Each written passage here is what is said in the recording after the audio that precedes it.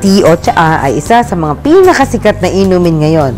Maraming nagtatayo ng mga tea shops offering different varieties of tea dahil na rin sa mataas na demand nito. Tea is a very healthy drink which comes from the leaves of Camellia sinensis, a tea plant. It contains polyphenol, a type of antioxidant that blocks the effects of free radicals which damage cells throughout the body and increases the risks of cancer. It also contains catechins, which is another group of antioxidants to protect you from cancer. Ayon sa US National Cancer Institute, ang green tea ay mabisang panlaban sa skin cancer. Ito rin ang dahilan kung bakit maraming cosmetic companies ang nagdadagdag ng green tea extract sa kanilang mga produkto. Drinking tea is not only for refreshment, nor only a civilized habit, but will also keep you healthy.